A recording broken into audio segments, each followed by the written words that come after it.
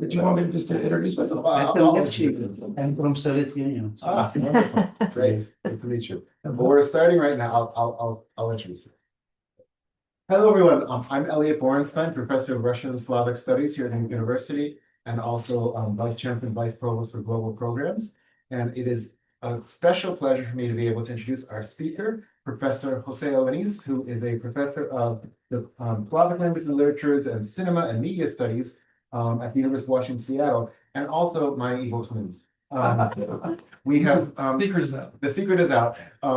Jose, I've always felt like Jose is my implied reader, and I like to think I'm his implied reader because we both have this strange intersection of interest in Russia, contemporary culture, living there at the same time, and also comics.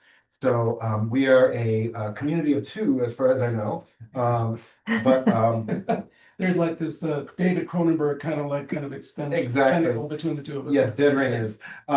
So among his many publications are comics art in Russia, Death, Disability of the Superhero, the Silver Age and Beyond, Resurrection, Comics in Post-Soviet Russia, and Comics of the Anthropocene, Graphic Narrative at the End of Nature, which came out this year. He's also co-edited 2 essay collections, Comics of the New Europe and Uncanny Bodies, Disability and Superhero Comics, with Scott Smith from Penn State University Press. And in addition to all of that, this is where he's not my evil twin because he does things that I could never do. He has published 5 comics and prose collections, The Phantom Zone and Other Stories, The Complete Moscow Calling, which is based on the comics that he serialized when he was living in Moscow,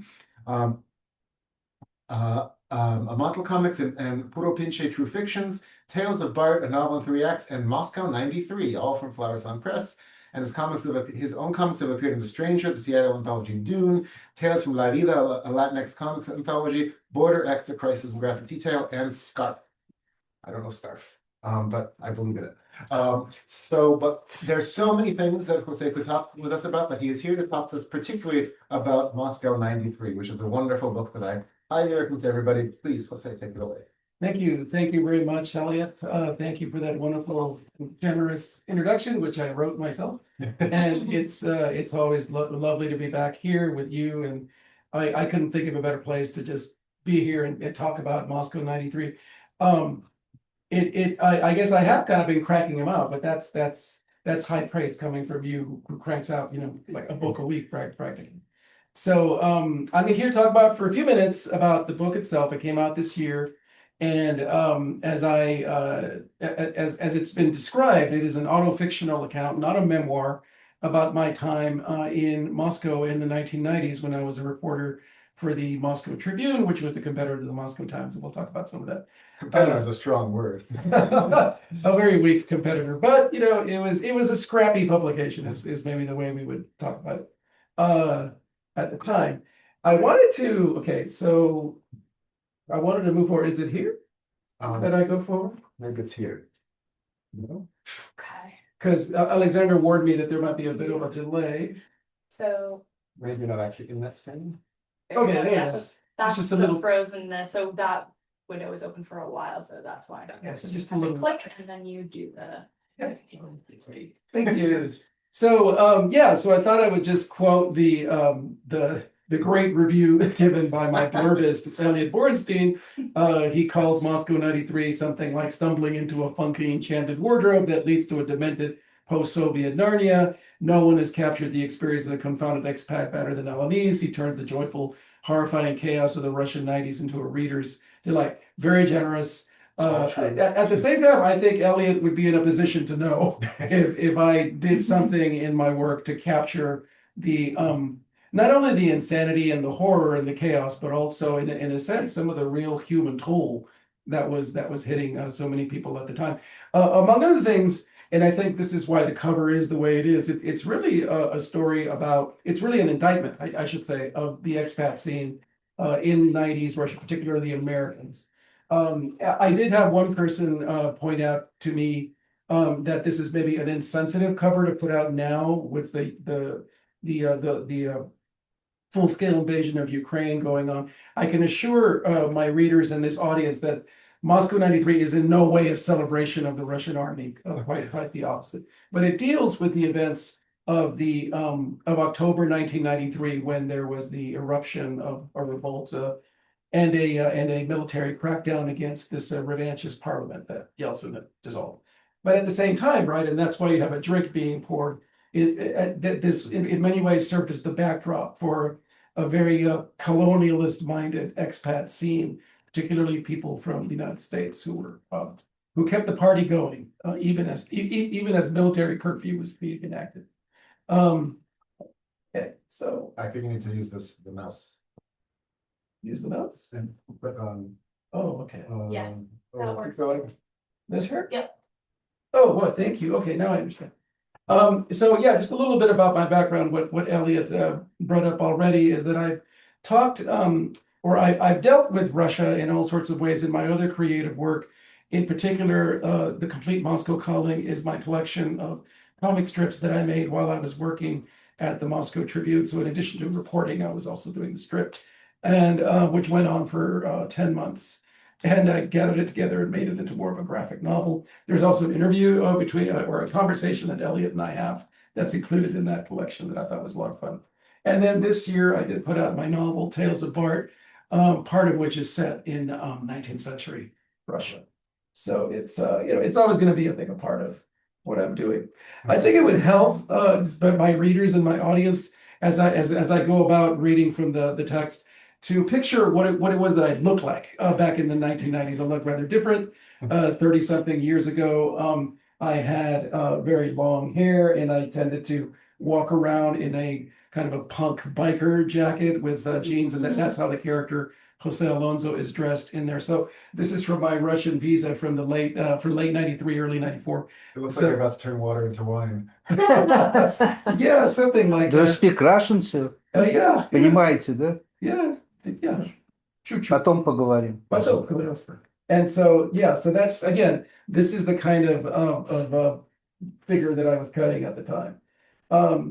So yes, I worked at the Moscow Tribune, and so for some folks that needs no introduction. There was an expat, obviously, community in Moscow at the time that was numbering somewhere about 15,000. A lot of it was English speaking, and so there was enough of a community there to sustain through advertisements no less than 3 English language newspapers, dailies. Some of them were published in some cases maybe every few days, and then there was also the Moscow Guardian, as I mentioned earlier.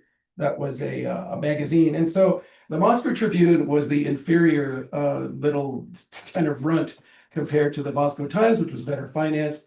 It was also run by Anthony Lewis, who for some people might come with a bit of a reputation, particularly his father, who everybody knew had been when he was working as a correspondent back in the 60s and 70s, he was passing on KGB disinformation to the world. So that there was baggage there, to say the least. But the good thing about Anthony is that he was a very very open person to anybody basically who had talent, who was willing to work hard, and he really kind of started a lot of people's careers. He paid as a pittance, but in the 90s you could get by on a pittance in Moscow if it was in dollars. And so there was a number of people who started the Moscow Tribune who went on to, I think, quite illustrious careers. We'll talk about them later on. Anyway, so that was where I kind of began. And so I was literally just walking off the street, showing him my clips, and I was hired basically on the spot. So pretty soon I was covering the arts and culture scene. So yeah, basically what I wanted to talk about though is that I wanted to actually just give you a little bit of a sense of what it was like to live in Moscow at the time as an expat in this particular scene. And this is a passage that is not in Moscow 93. It is in my book, Resurrection, which came out in 2022, when I wax a little autobiographical. And so this is, I think, about as concise as I can put it. My work as a journalist in 1990s Moscow showed me on a daily basis the jarring differences in life experience of those with and without money. I recall covering stories like that of a young girl with cancer in a hospital that more resembled a sparsely furnished dormitory for the dying. Due to budget cuts, the staff told me most of the medicines administered were those brought in by the parents themselves. Many couldn't afford them. On the same day, I might also cover a Chiquita banana press conference with smiling women dressed as the corporate namesake and lavish buffets laid out for reporters, many of whom slipped food into their pockets to take home. I couldn't finish off the evening at the ultra chic.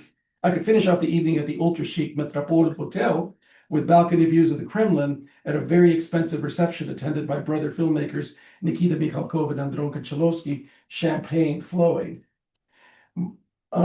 This is producer, right? And Yeah. The price of the haute couture on display alone would cover a lot of cancer medicine for a child, I might muse. Leaving the reception on my way to the Revolution Square metro nearby, I see not 10 paces from me a filthy homeless man lying on the sidewalk. He's masturbating in plain sight, right across from the Bolshoi Theater. This was Moscow to me then. So like I said, there's no passage quite like this in Moscow 93, but this is, for me, the kind of thing that was actually very common working as a journalist, all these very extreme contrasts that are always kind of before your eyes. And I think everything I write about hell happened in one day. That's the way I remember it anyway.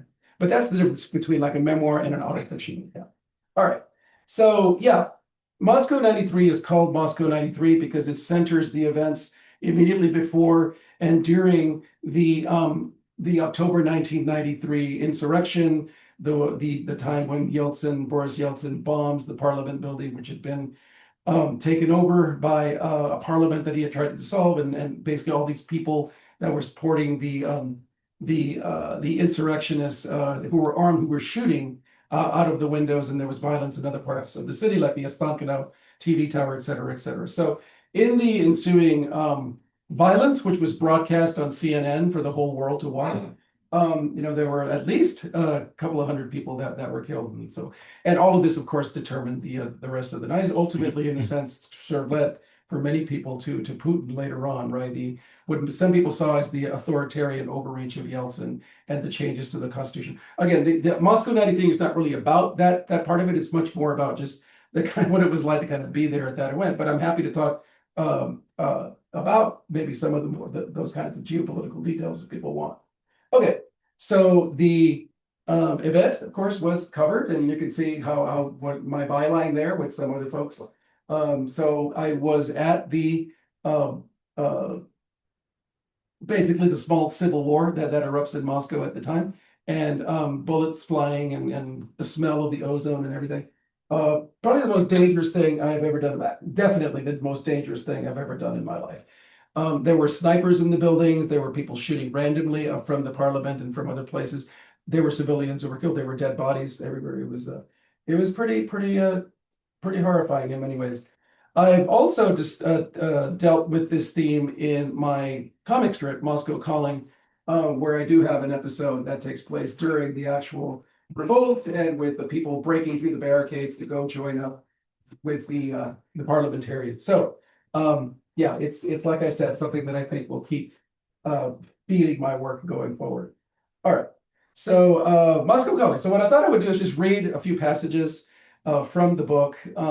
It begins with a real event that happens in a couple of weeks before the October 3rd eruption of violence, which is the opening of a New York-style Manhattan club on the Kremlin. So it's actually part of the Rossiya Hotel, which no longer exists there. And so it was the kind of event that was not uncommon, that this was unusual just in that it was so glitzy and excessive and glamorous, and there was a lot of celebrities and people there. And so it was a way to kind of get into the kind of wheeling and dealing and the sort of stuff that would happen among the expat scene. And so that's why I started it with that. It's also, of course, happening in the run-up to the violence. And so part of it is my main character, José Alonzo, is in there, again, looking the way I did at the time, kind of a fish out of water, and he's talking to a lot of different people that are coming and going. This is one of his colleagues at the Moscow Tribune, one of the Russian correspondents. And again, keep in mind, this is from the point of view of someone who is drinking a lot. And so progressively over the course of the story, my character is getting more and more inebriated. Familiar face, Yuri, Moscow's ace underworld reporter. And by that, I don't mean the mafia. Mostly, I mean the mafia's handiwork. For Yuri is the city's most practiced producer of that most popular press genre, death porn. Murders, suicides, mafia hits. The man is a magnet for mayhem. If it's dead, he's there. Amazing how seeing someone you know instantly fires off all these synaptic connections in your brain as you mentally, in a flash, sort categorize, define, and load up the right program, Yuri in this case. The effect here is nearly sobering, especially right on the border with the sober board to which no traveler returns. But anyway, Yuri, so you can see the kind of stream of consciousness sort of gone. Sir, who is Yuri? Who is this Yuri? We're gonna get there. Oh. Chase, he says, and this is all in Russian, so I'm gonna have a fake Russian accent. Chase, he says, spotting me like a hawk. He walks up, the friendliest undertaker type you'll ever meet. I thought I might find you here. Celebrities and models are your turf. His Russian is eloquent, streetwise, in his own way, quite clever. His English is several notches below that, but that hasn't stopped him from writing scabs of stuff for the Post. Stuff I tend to rewrite for publication. It's a good professional relationship. The man is a reporter's reporter. I just sit back and wait for his dispatches. Yep. So how is your business? Good, my friend. Good, very good. You might say it's hunting season now that Parliament is having all these troubles. Something big is coming, Jose, right around the corner. I can see all the pieces setting up already. Among other things, Yuri is a brilliant chess player. One time he whips my ass in 6 minutes and I rule that office. What do you mean? Well, he moves up to me, sweat on his mustache and forehead. Yuri's always sweating, even in winter. You know about the snowdrops? Yes, I believe this is the dead people in the snow, the patsnishniki, right? Right. The corpse is found in spring after the snow melts. Often they lie there for 6 months, frozen. But this year, the snowdrop season is starting early. These political problems are going to contribute to the harvest in a big way. His eyes are lit up. It must be the disco lights. The liquor is fucking with my sensations. I get a shudder up my back. Are you going to write something for us? He steps back. The eyes darken. Perhaps. That porcine publisher of yours is a difficult man to deal with. He responds coolly, pushing the upper threshold of my Russian vocabulary. But there are always arrangements that can be made. I was quite miffed about that bus fire debacle, but now we shall see, my friend.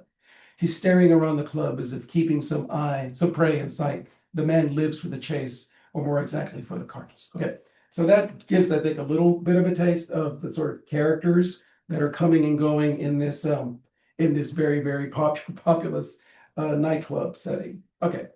I also wanted to give a little bit of a taste of the kinds of entertainment that you would often see in the places like this. So the spectacle, right? The floor show is a little bit of what I get into here. The avant-garde portion of the fashion show treats us to effete men and women dressed up as Dalmatian-like polka-dotted scissors with matching facial makeup. One flustered-looking man is apparently representing paper. He drags along a huge sail-like sheet propped up with sticks in which he is embedded as the others try to cut him.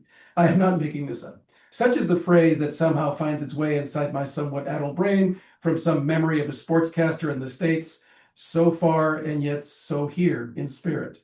The spectacle closes with a rousing rendition of Puttin' on the Ritz, the taco version, played at booming concert volume and lip-synced by a trio of unknowns in dinosaur costumes. Barney-like, they dance and pirouette through the crowd, tossing Planet Manhattan koozies and matches. This is a treat. Usually monsters are only trucked in for restaurant floor shows.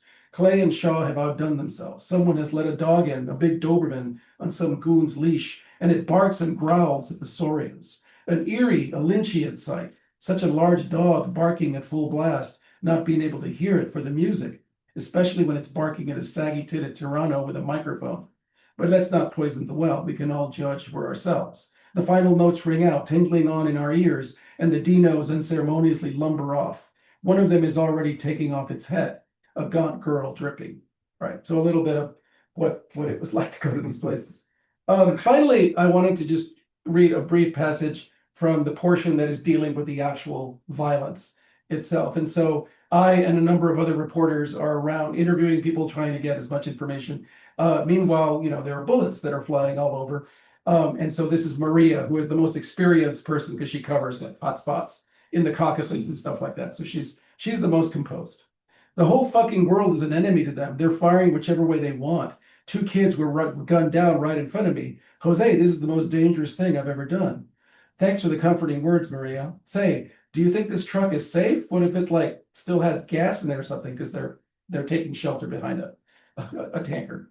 Oh, it does. Can't you smell it? Oh, don't worry. You're more likely to get a bullet in your torso, but we're pretty out of range here. They'd have to get a lucky shot. Unless, of course, they start using those M60s again. And bazookas. I heard somebody hit someone with that. That's fine. Thank you. Fine. Save it for the article. You'll be okay, sweetheart. She flashes her loony buck-toothed grin, clasps my hand like a team member on the sidelines, itching for court time. More insect buzzes in the air, the sudden boom of a tank shell. The whole front of the building is covered in smoke, a big gaping wound pummeled into it. I can only imagine the state of the people in there. A sick smell of burnt rubber, rifle innards grinding together, oil smoothing the friction, barrels spitting out their bile, kids cutting barbed wire for souvenirs. My God, I'm trembling. Jesus fucking Christ. Maria's disappeared again. It's her style. I steel myself and it comes out in this Beavis and Butthead giggles. I hate you, Anthony. Jose, Simon, there's something going on in Kalininsky. I've got what I need here. You want to go? Breaking the law, breaking the law. Simon loves British and American heavy metal. I can't think of a Clash song anyway under the circumstances, so I lay him a riff of Priest. Davai, let's go, rock and roll. We dart in and out of the crowd getting quotes. People react a little strangely to this leather-jacketed American with glasses, asking them questions about what they've seen, but they answer. People always want to talk. You just scratch the surface and it gushes out. Suddenly there's some flare up to our left. Jose, Simon, look! In the distance, a Novi Arbat, a scene from some Beirut newsflash. An APC spins wildly under fire. Bullets ricochet as the crowd scatter.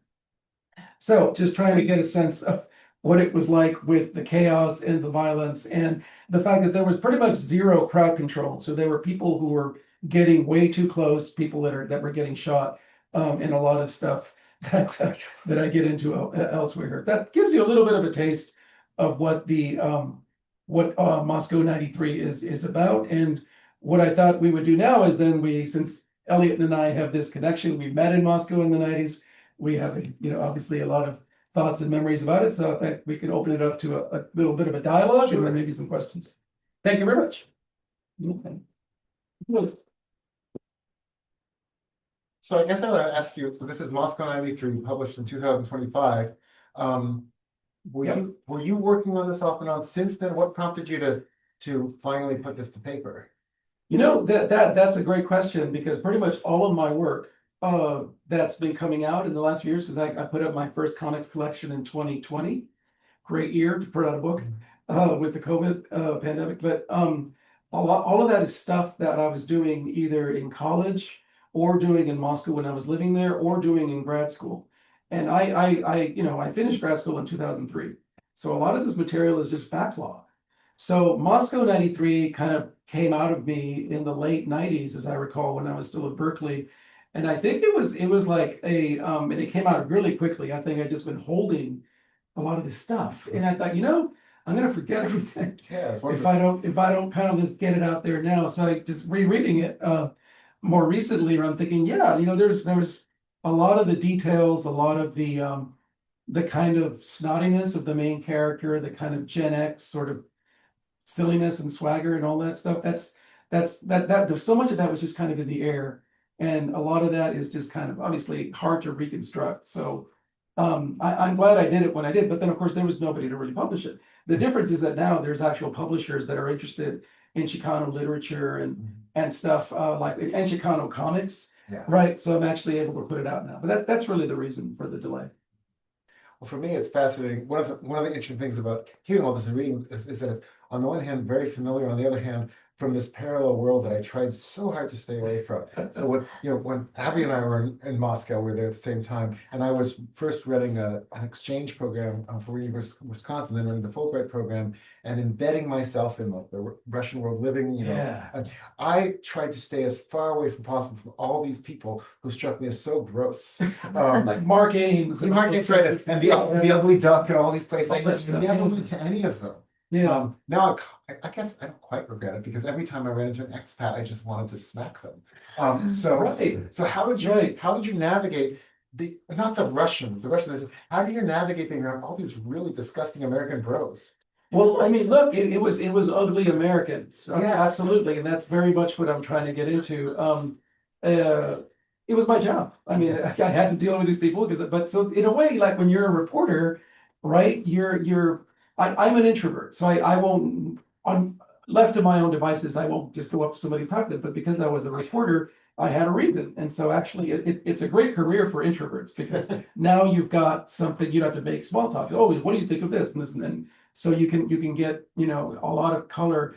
one of the portions, because what I'm doing throughout the work is that I'm giving examples of some of the writing that José Alonzo, my character, is doing. So and these were basically very lightly revised versions of real articles that I wrote for the Tribune. And so one of them is on Paul Tatum, who was in a sense the bro's bro. He was this Oklahoma guy from the States who comes and to his credit, he was one of the people who refused to be bought out or intimidated by the Russians, many of whom were in organized crime at that time. And so he held on to the Radisson Slavianskaya, which was a hotel that he had kind of been the point person for a while. He was killed. He was assassinated. So I do print one or I include a profile of him that I did, and he was about as horrible a human being as you can imagine, but fascinating and even admirable in a sense, because he was one of the people who refused to leave. A lot of people were being cleared out by the mid-90s. I'm talking about foreigners, right? They were getting offers they couldn't refuse. And then he was killed. He was killed in 1997. He was shot in a Perechod, in the Kievsky Vokzal, where he was near where he lived. So and so he's also a character in here because he also shows up to this party. But you're right. It was I don't know. I guess I have a thick skin. Yeah. I can hang out with these people if I'm trying to get a story, but I wasn't hanging out with them other than for work. And are you in touch with any of them? Anyone? Like my sources of the people, Or just the people, any of these people you were around? the one person that I remember maybe a little bit afterwards in the 2000s was Mark Ames, No. because he was one of the people behind Exile, which was a very, very tabloidy, horrible, kind of terrible publication. Where Matt Taibbi got his start. Then Matt Taibbi, but that's about it. It's been a long time, because after once I went to the University of Washington and started working on my first book, I was mostly embedded in Moscow with the comics community. That's a whole other scene. But I didn't really keep in touch with any of these people. I don't know where. And then of course there was the shock later on in the 90s of Tatum getting killed. Yeah. Dude, were you like? I wanted to make this more of a dialogue. No, What was your take on Paul Tatum?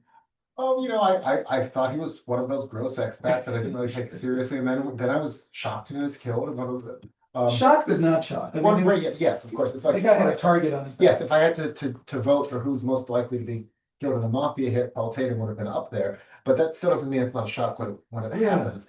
And I think if he hadn't been killed, I wouldn't even remember the name anymore.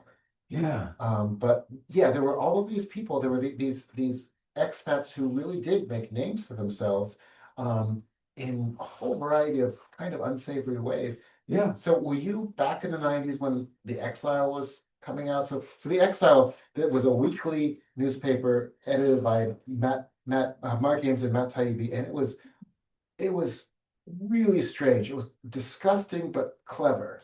I mean, you used the phrase death porn. I think they came up with it. Yeah, that's it was a section of it called Death Porn. Yeah, the death porn section was where they would do this sort of collection of like greatest hits of the news of the week, and they had like a little legend like on a map, like there was a waffle and it meant riddled with bullets, and then there was like something, cries for help not It was heard. written by Eduardo Limón. Yes, In English, in broken English. yes. The great thing was Limón wrote for it, and I don't know why, like he didn't want his English edited, so it became this kind of wonderful, bizarre performance art of this really terrible. You could hear Limón speaking. Did you ever interact with that crowd?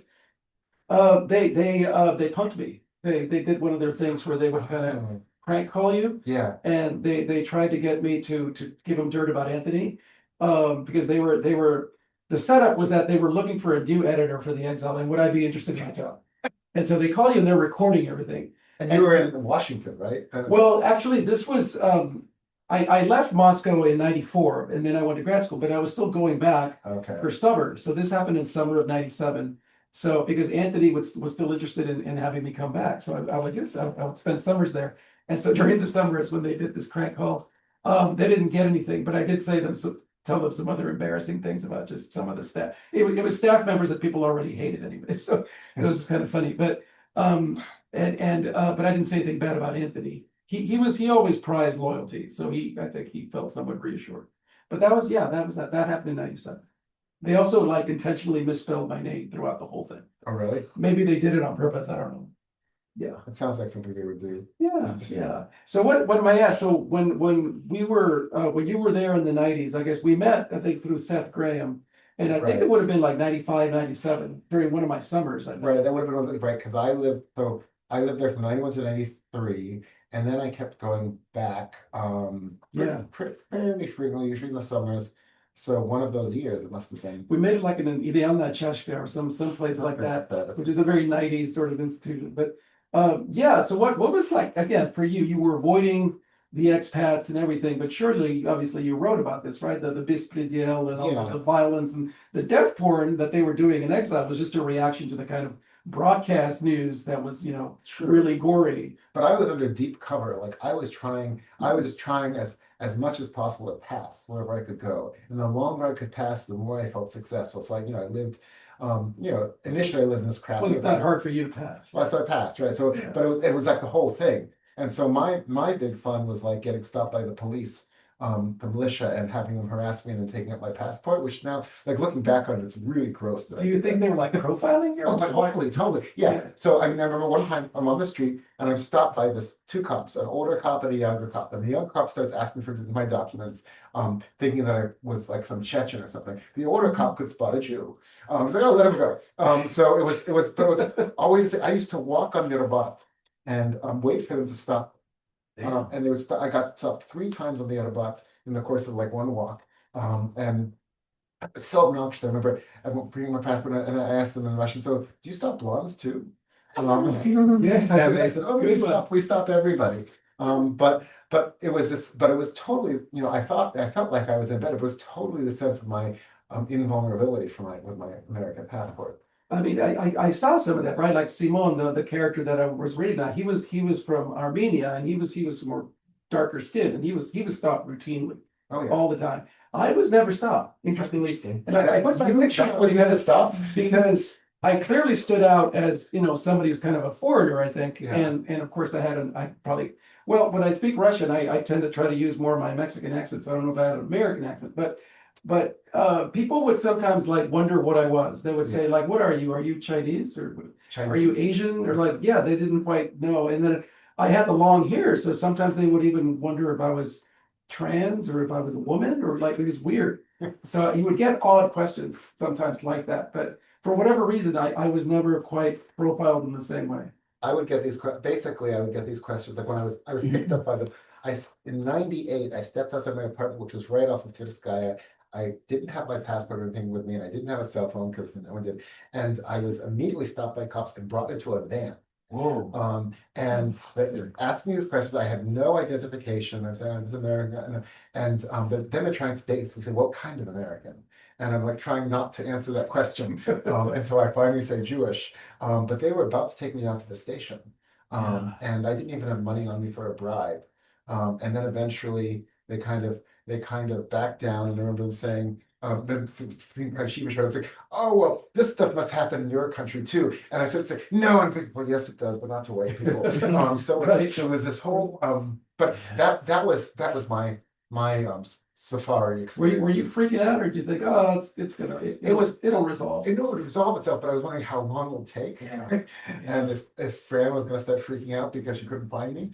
Yeah. And I had no way of reaching anyone.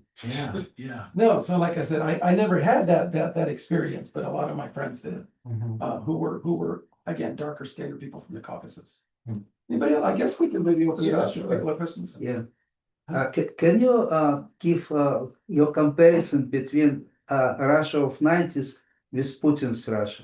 I saw this great Broadway show, Patriots. They show this kind of transition.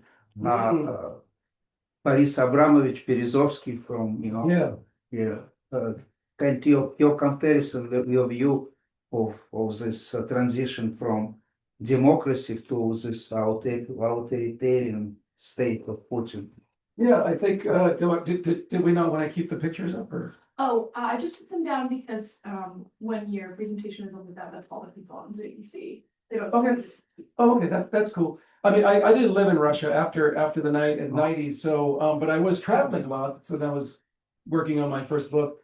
I mean, it's you're asking a very large question, but what I would say is that when I was first there in 1993, I was a student, and I remember just how the doors were open to you. There was a lot of curiosity Yeah.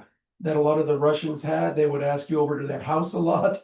Maybe, they were just wanting to ask us things like, does everybody in America have a car? How do you pay for education? There was just a lot of openness and a lot of, kind of. Yeah, but it trying to was figure time out- from this Yeah.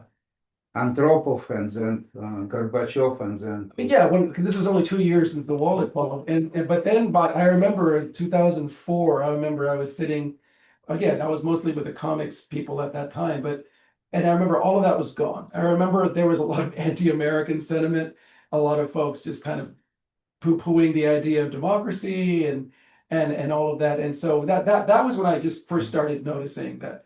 Because I think, like a lot of us, originally there was a lot of hope in Putin, and Putin seemed to be talking the talk. He was not a drunk, Yeah. right? And there was this idea that maybe this was going to be a little bit more of a steady hand. So it wasn't immediately apparent that he was going to turn into that. And of course, Putin in his first term is very different from Putin in his third term. Yeah. But yes, definitely by the early 2000s, the whole, I mean, certainly by the even earlier, the late 90s, I would say the whole idea of making Russia a free market democracy, but that was pretty much tanked. But also what you alluded to, the experience of being a foreigner and being an American there. Yeah. Changed, because I was first there in '86 in Leningrad, and I think one of the reasons I wanted so much to embed and pass was there I am in Leningrad with this big puffy parka coat and basically I had a sign in front of me that said American for like 200 yards away, and I couldn't walk down the street without someone asking me to change money, and I just felt so gross. And all I wanted was to be ignored. Yeah. And now, of course, you're lucky. Well, they hate you, but I mean, most of the time, you're in that kind of anonymous world that you would be going to any big city. Yeah. As opposed to even back in the early '90s, people were still interested in you just because you're a foreigner. But why should people be interested in a foreigner just because they're foreign? It eventually stops. I give you a comparison between United States and Soviet Union. It's exactly equal sign. It's exactly the same. Wow. I was living in Soviet Union for 40 years. What I experienced in America, it's no freedom of press, it's no justice. I went through courts. I've been in Berlin Community College, in Institute Learning of Retirement, and actually I created the course of history of Ukraine and Russia. I was able to teach 3 lessons, and I was extracted from college, just asking questions as a student. Before election, 1 week, it was burden newspaper and in the records. I raised my hand like here and asked a question, did you endorse any candidate? When he said no, I said, shame on you, it was revolution. Security was called, police was called, and then I was, intimidated, interrogated. You need to admit your fault. Exactly like Stalin's Russia. This is my experience in Berlin Community College. They did some kind of meeting and they extracted me from teaching, from college altogether. And I tried to appeal to Department of Education, Office of Human Rights, but now Trump, and I tried to appeal to the press, to O'Donnell, to other Welsh, to Raya Meadow, no answer, silence, That's a shame. nothing. Are there any other questions? Yeah, questions? Yeah, please. Yeah, please. Oh, hi, thank you. So it sounds like the book has a comical tone, and yet it's not comics. And I know Comics don't have to be funny. I know comics are not always comical, but I was just thinking about, as you were talking, if you could speak about, why you feel this time period that you experienced, like, what is it about that you wanted to, like, what is the version of comedy that this brings out? And also, why did you want to write this book rather than make it a book of comics? What is it about this period that motivated the form and the tone that you ultimately chose? That's kind of an interesting question. I guess in theory you could do anything in the kind of as a graphic novel. Like, it would have been a lot of work though, because there would have been a lot of digging back to look at what something looked like back then, because of course that's the other thing, right? Is that Moscow in the 90s, it was everything was changing, right? It's kind of like reminds me of Время вперед, right? Of Time Forward by Kataev, where he's describing Magnitogorsk as being like the streets are literally kind of changing before your eyes because everything's being built up. So there was always something new, something was closing down. There might be a car bomb or something. I mean, there was all sorts of stuff. So to do that as a graphic novel, I think would be a real challenge to just sort of do a kind of visual archaeology. I wrote it as a comedy because Moscow was absurd. It was an absurd place. It was a place where there was a lot of human suffering. I never want to lose sight of that, and I get into some of that here. And we're dealing with a bunch of people who were coming from the West. A lot of them Americans who were living on executive accounts, or were doing. I knew somebody, by the way, who was married to an executive at Philip Morris, the tobacco company. So I got a lot about how they were marketing the cigarette stuff that you couldn't sell in the States because it was considered like unfiltered stuff, and only they were basically dumping a lot of their inferior product on the Russian market. And so there was all of that stuff going on, and this sense of impunity. It was a real colonialist mindset. A lot of people didn't speak Russian. A lot of people would just kind of live, basically a kind of party sort of life for a lot of it. And that was going on even during some of the violence, right? So yeah, there was a lot of satire that you could feel with that kind of thing. It's also just kind of hard to convey, right? And I knew that a lot of what I wrote might not be believed. So in a sense, to kind of frame it as a sort of satirical black comedy sort of setting is maybe the only way that they would ever come across. It's really appropriate to the time and place, right? Because yes, human suffering, no doubt, but especially as a foreigner, being what you're interacting with on an everyday basis just seems so ridiculous. When look, turn around and say, "Did you see that? Did this really happen?" Exactly. Yeah, and so exactly. you And had also, as indicated in the blurb in the back, I was trying to mash up two different works in a sense. Jay McInerney's Bright Lights, Big City, which is obviously the consummate Gen X novel, and Venedikt Erofeyev's Moscow to the End of the Line, Moskva Petushki, which is again, and they're both comic novels in their own, but there's a lot of horrible stuff that happens in them. And so, and also with Erofeyev, it's about alcohol.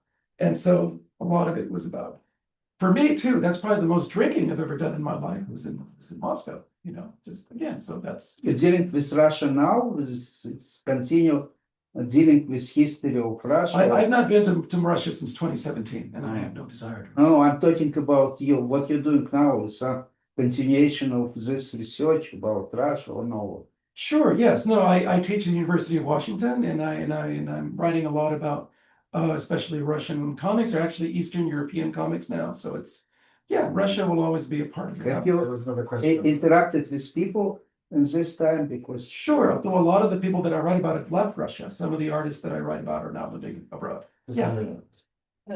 Yes, just to continue this line of questioning about the expat community. I think we must. Because I also had my, really very peripheral brush with it, and I spent a couple of years in the early 2000s in living in Moscow, and but only got to know probably a somewhat friendlier face of it. People in Moscow Times, people working in NGOs, various Fulbrighters, and even though you said you stopped interacting with that crowd as soon as you finished your work in journalism, I'm just wondering, and this is maybe to both of you, is there, how do you see the evolution of the Anglophone expat community of the late 90s and 2000s? Is there any scholarship on this? What do you think? I don't have any scholarship on this.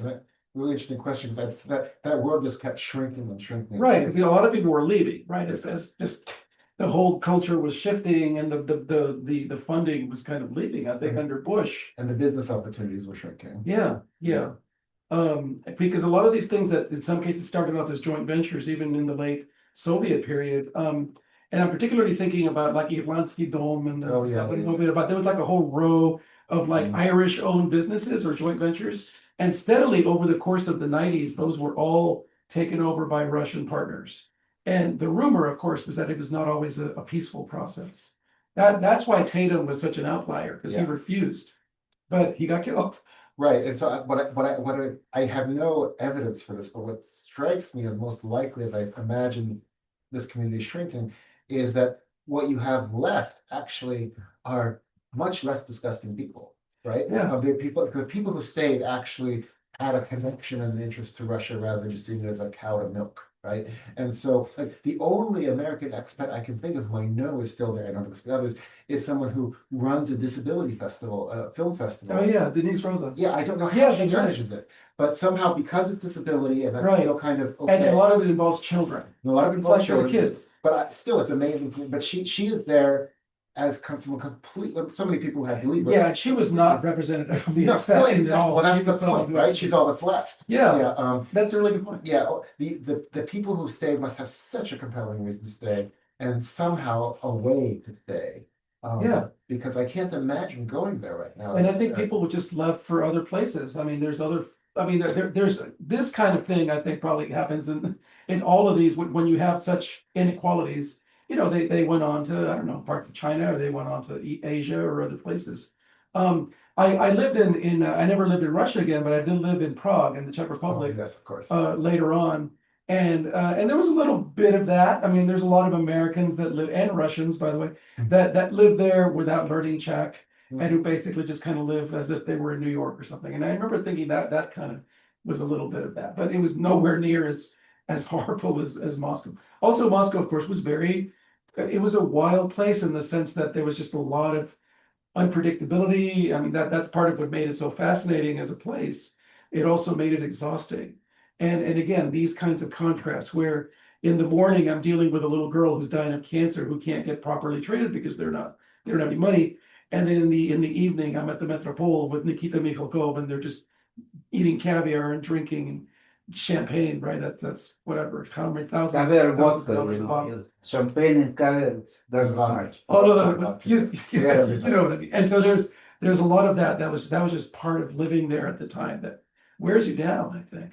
But of course, nobody was worn down more than the Russian people. Yeah, I mean, I think one thing that's different, that's kind of obvious, is that, you know, there's a notion like the Wild East, so there's a notion of open territory to be claimed. It was very colonialist, business territory, cultural territory, and all that. Yeah, It's all been claimed. Like yeah, it's like going to any other city. Like, why do you think just because you show up in the city, there's something for you there, right? That there's a niche to fill. The niches are filled. So you know, it's in that way, setting aside the politics, like going to Paris or going to Berlin, you are just trying to find a way to fit in rather than everything opening up for you. right. It was a lot of entitlement and privilege, and again, that's the kind of stuff that I'm mocking in the book. Yeah. And my main character actually maybe even shares a little bit some of that, even as he is satirizing it. He probably also has certain expectations. Did you try to connect to Kasparov or this Masha Gessen, this kind of people? No, I mean, Irish state, but no, I mean, I remember I was at a number in the run up to the October 93 events. I covered a number of press conferences, and Alexander Kolskoy was at one of them, and some of that was just really, I mean, because the people, of course, I've done a few other events about this, and one of the critiques that I get is that I'm too easy on Yeltsin, that the idea that, oh, Yeltsin was some kind of fighter for freedom trying to preserve normality, when that really was not entirely the case, right? Sure, that's absolutely right. I mean, and maybe we can debate, like, again, why he had to bomb the parliament and all of that, but it was on the ground at that time, in those 3 days when all of this stuff is just kind of blowing up. That's the way I think a lot of people felt. There was the seizing of the attempted seizure of the Ostankino Tower. There were people who were, I remember it was, I think it was Yegor Gaidar, I think, who was on television like that. right at that time, making an appeal to the provinces, like, don't, we're going to get it back. Like we're going to get the reform process going again. So there was, I mean, in those moments, there was this sense that, Yeltsin was going to be the democratic alternative. The other people that are against him are fascists. Yeah, early It was 90s. Donskoy, it was all these other people, Kazbulatov, and I interviewed a number of those people. There was anti-Semites among them. There were people that were, xenophobes. So that was the image. That I understand. It wasn't quite ever quite that binary, but I mean that was definitely the feeling on the ground. It was more like, right, because early 90s Yeltsin and late 90s Yeltsin Yeah. are very different things, just even on the face of it. Yeah. Were you there for his re-election was practically dead, and for the 96? and for, Yeah. for the do you remember? Yeah, that's right. Yeah, That's but right. this was the referendum for things. Yes. The other was like, but this whole thing about trying to get people to vote on the new constitution, right? Yeah, and that's again, they say that, well, it's because of those reforms that Putin was actually becoming more powerful when he actually got there. Right, because I remember being on a subway escalator in Moscow, which you can be on for quite a while, and hearing this woman's voice. This is public advertising, Right. saying, I don't know what, 21 числа Россия идет голосовать. Россия строит новое будущее. И Россия выбирает да, да, нет, да. It's basically telling you Russia's having a new future, Russia's building yes, yes, no, yes. And this was basically just Yeah. propaganda Yeah. for the Slaves are expensive. Yeah, exactly. Yeah, it was really kind of astonishing.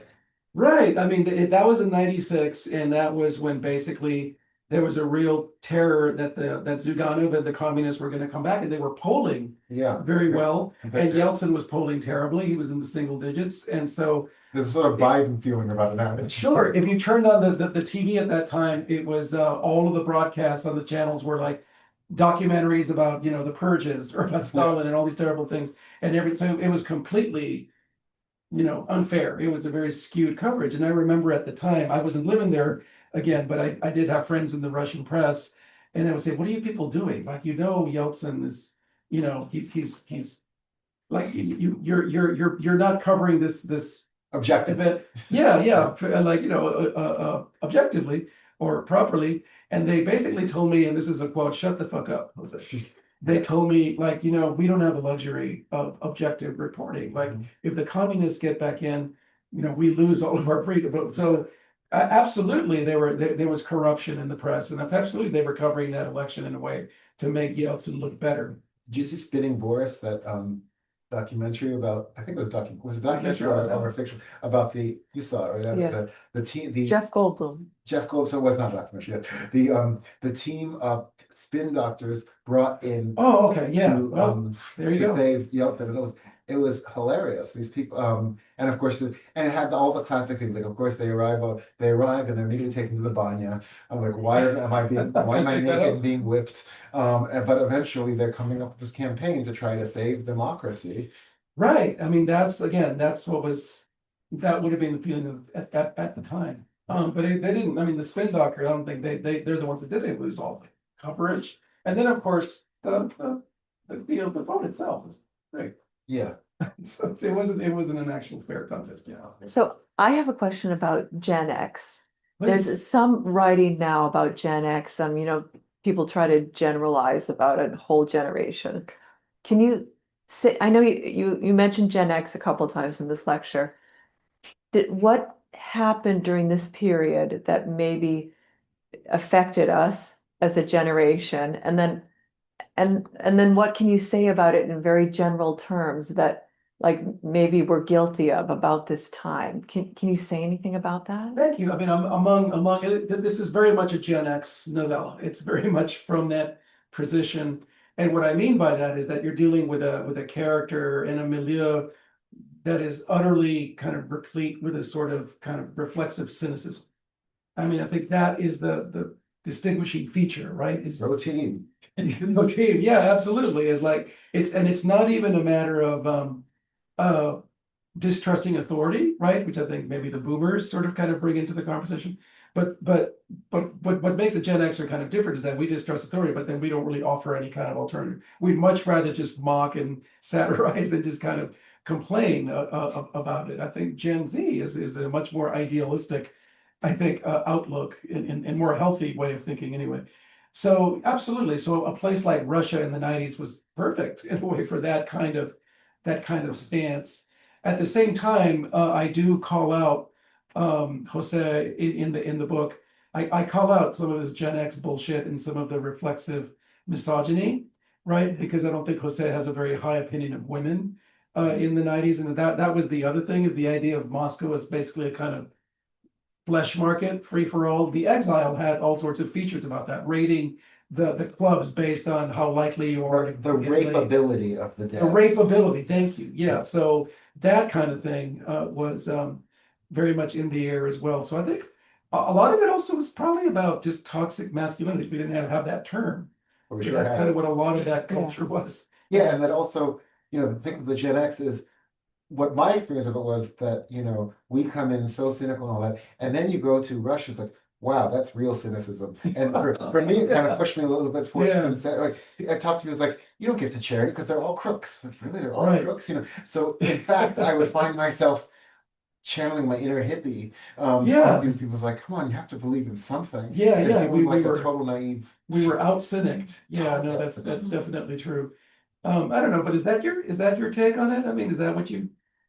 It seems like this period had some special traits that like impacted us. Like the world was wide open. We could do anything we wanted and we could like really go for it and like know a place and have real swagger about it, like you mentioned. And then I see like South Park, the cartoons, and it like something about it really reminds me of this period. Yeah, Nihilism. the nihilism is Там there. жили в это время? Um, Жили? 90-е? yeah, another question, thank you. Actually, just to follow up, I very much like how you speak of your narrators here and how you. Не только little louder. Little louder. Okay, I'll try. I So can hear you. yeah, so how do you relate to your narrator? I mean, clearly you're putting distance between the two of you, but Yeah, that's a wonderful question. And again, it is an autofictional account. So autofiction takes real events and obviously fictionalize them in all sorts of ways, but there's a lot of stuff there that's not fictionalized. And I think maybe the thing that I and again, this is based on people like Elliot and other folks that were there at the time that told me, is that I think I do a fairly good job just capturing what it felt like Yeah. to be in Moscow at that time, which is a really hard thing, I think, to kind of communicate to someone who wasn't there. But I can tell you, like, for example, Cynthia Elmbaum, I don't know if you ever knew her. No. She was one of these expats. She's in the book. Cynthia was a photojournalist, and I talk a lot of what I talk about, with her in there is basically based on my memories of who she was and how our relationship. We were just friends, but there was some sexual tension, but which I get into in the book. But she was killed in the first Chechen war. She was photographing in Grozny in a civilian district that was bombed by the Russians. She was decapitated by a bomb.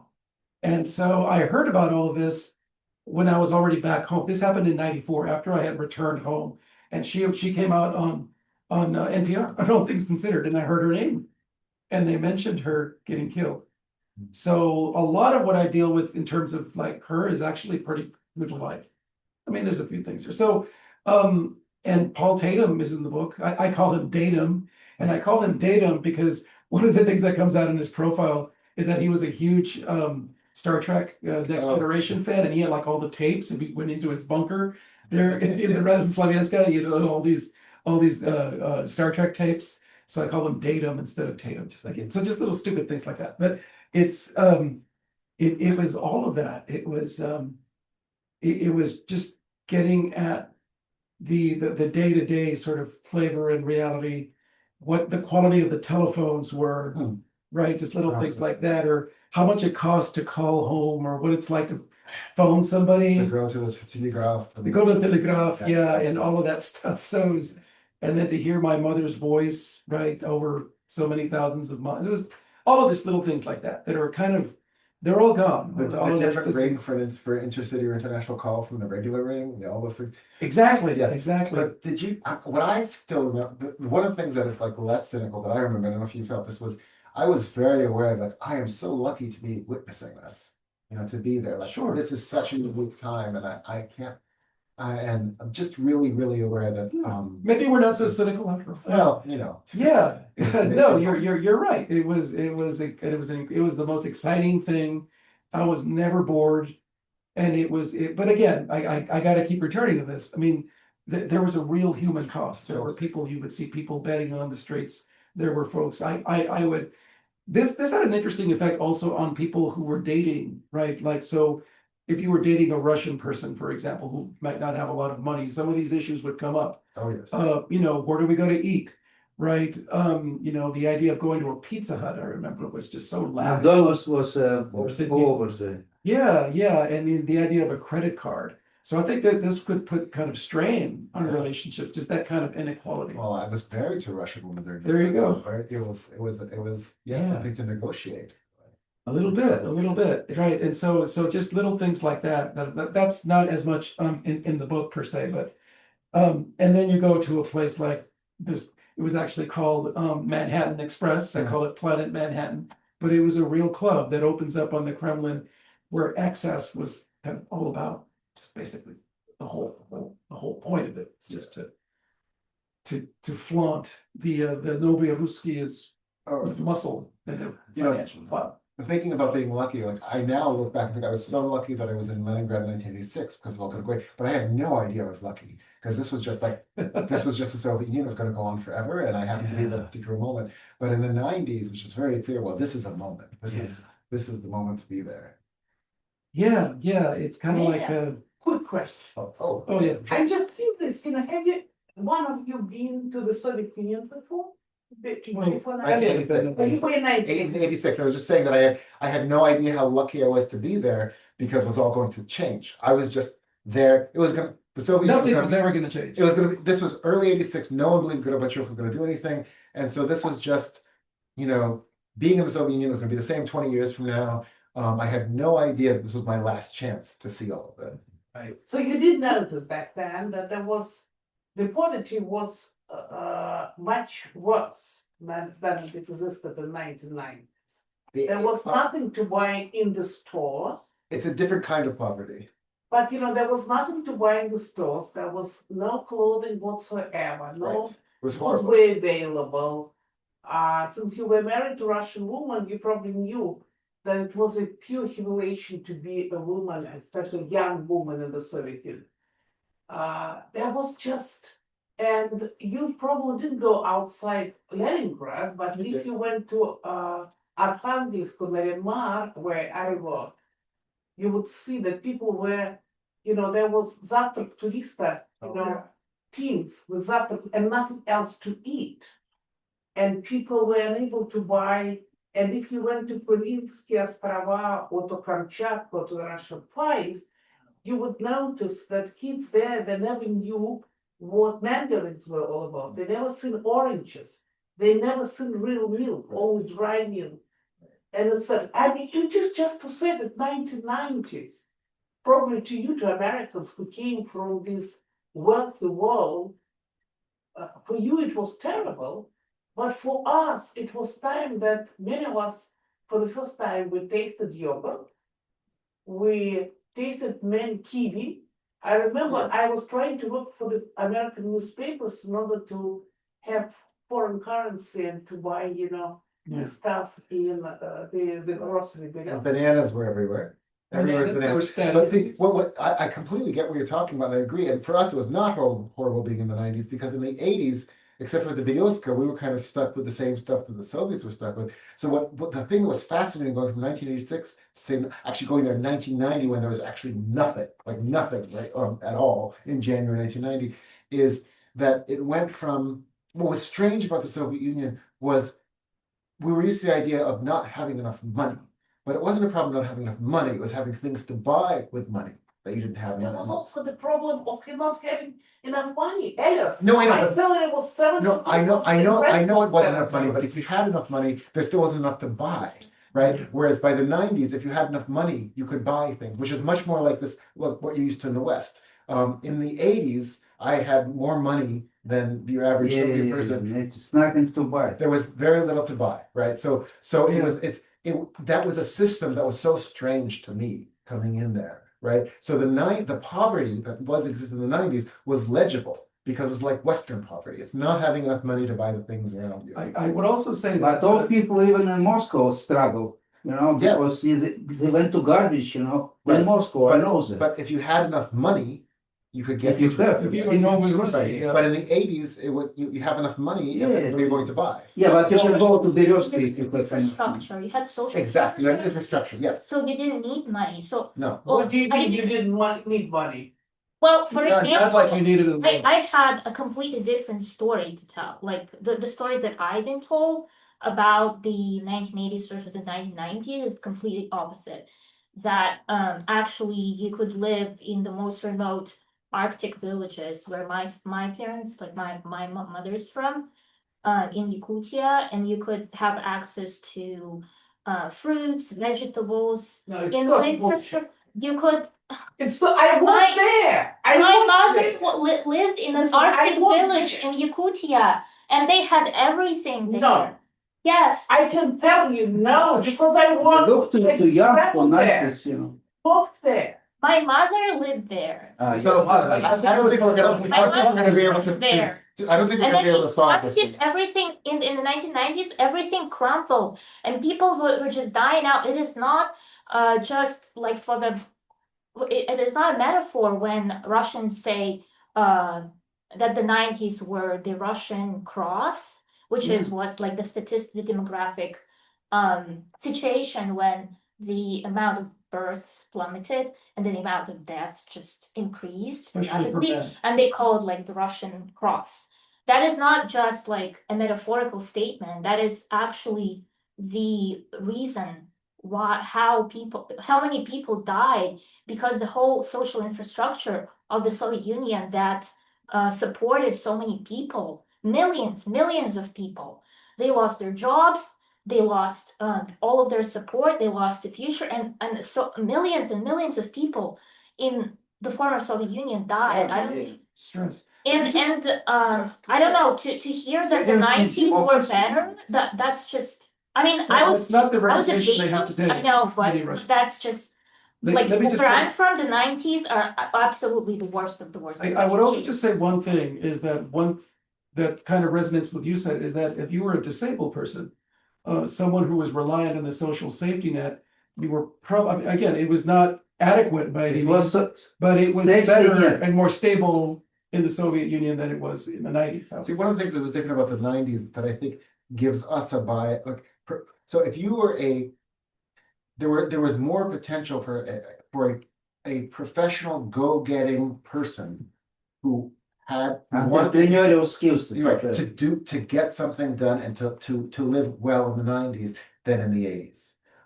But In theory. in theory, okay, Yeah. that you could have this sort of dream.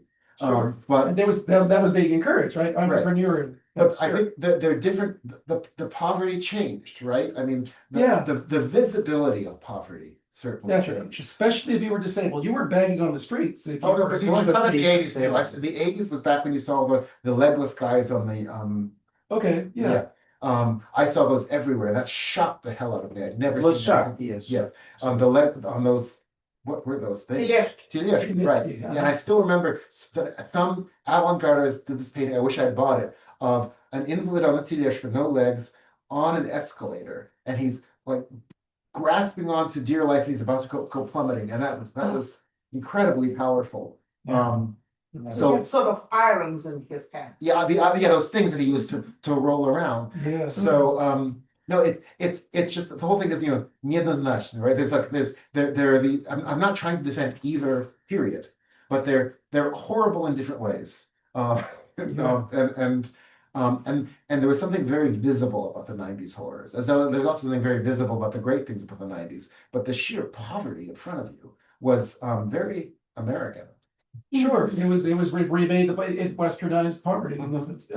Also, right, I mean, that's where you get a term like democratia, Yeah. right? Again, there's a reason that you get it in the nineties, right? Because that was the association with these reforms, is that they were basically for the worse. Well, then also liberalism meant both liberalization of social policies and Thatcherite liberalism, the economic liberalism, which in our vocabulary, they're two very different things. They come together and smash in this way that is not very popular. And then, of course, a lot of this is also just the cultural imaginary, which you write a lot about, right? Again, the idea of breakdown, collapse, bespredel, the whole notion that morality doesn't count anymore and that everything is for sale. All of that was extremely stressful as well. Right, so Seems to me. there's the lived experience, like what you're actually experiencing, and then you turn on the TV and it's telling you think it's horrible, it's even worse than you thought, right? So that is one of the features of the 90s, is however bad things were, the media was telling you it was really, really bad. Exactly. And so there's a sort of doom loop.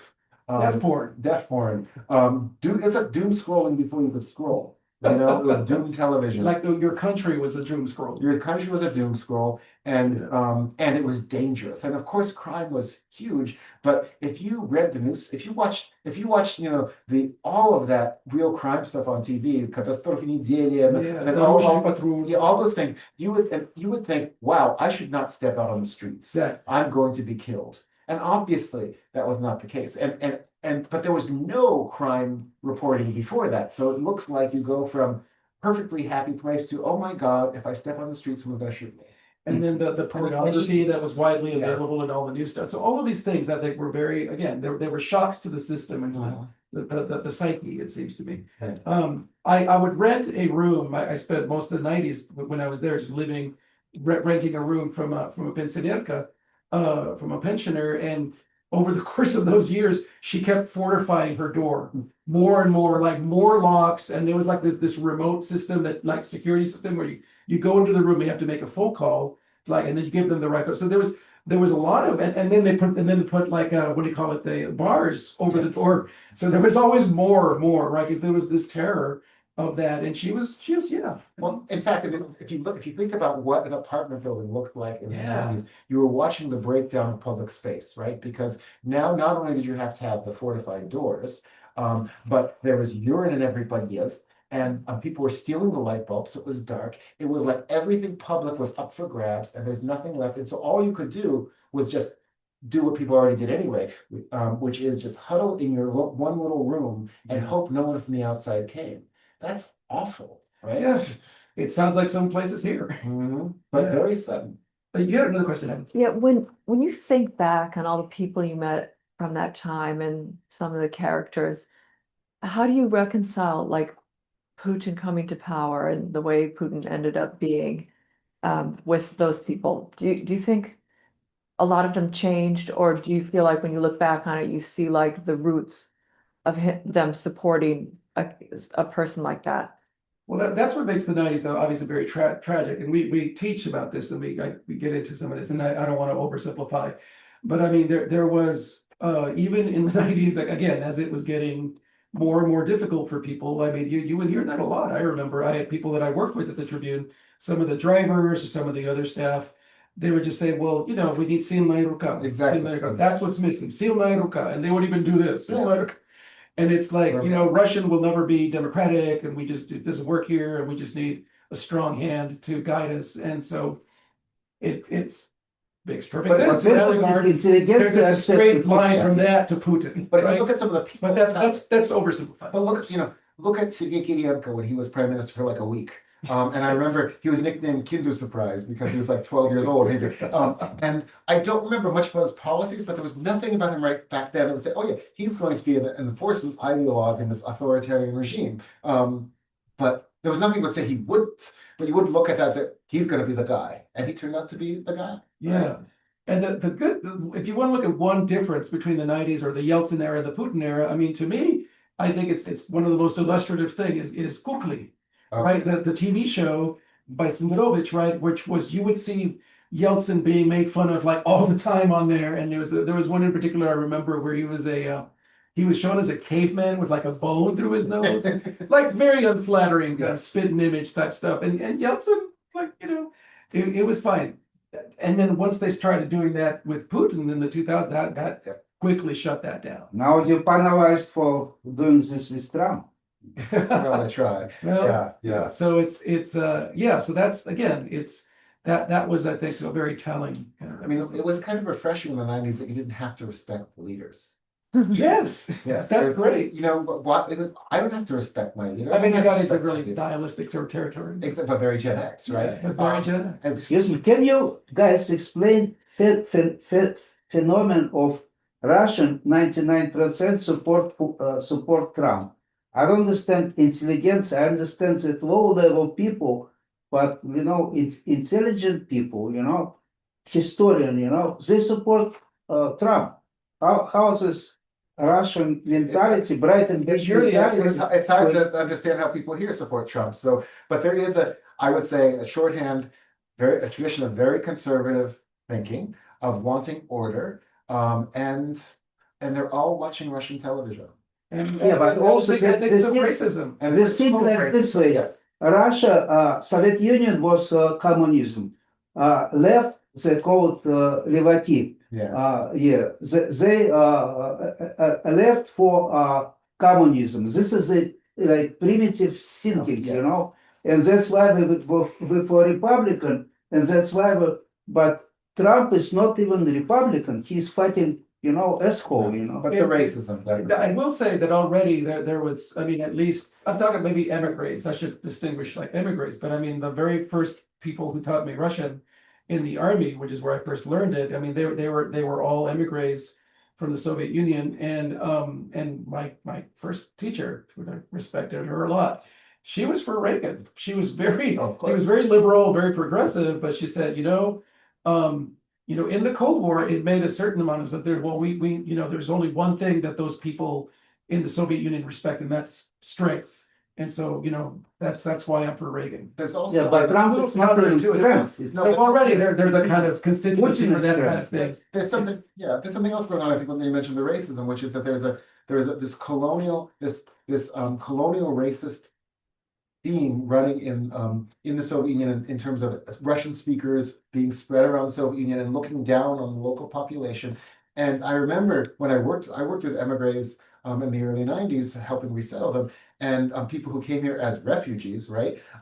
And taking them to the welfare office, and they'd look around and see Black people and say, "Oh yeah, it's true, Black people don't want to work, do they?" And I would say, well, people would say the same thing about you. It's, oh no, that's totally different. That they would could not possibly.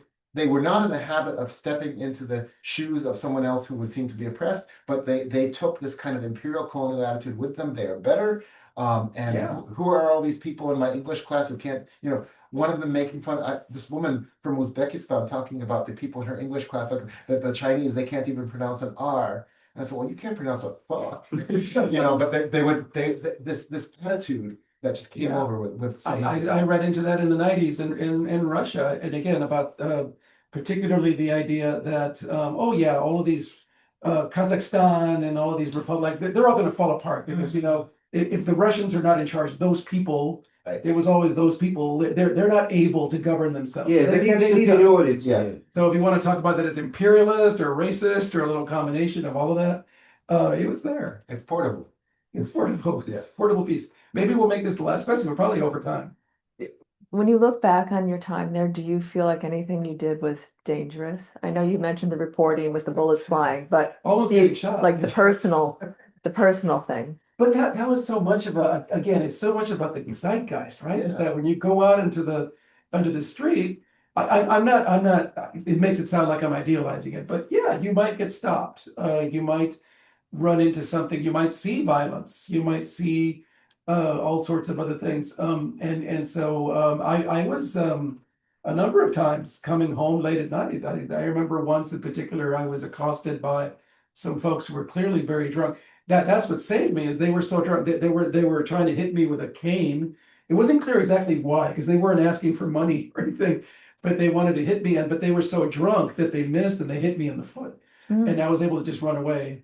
So stuff like that would happen. I was mugged a few times, but there was that sense of, I guess, personal danger that was always there. And I think for women, I remember Yeah. There was a lot of that as well.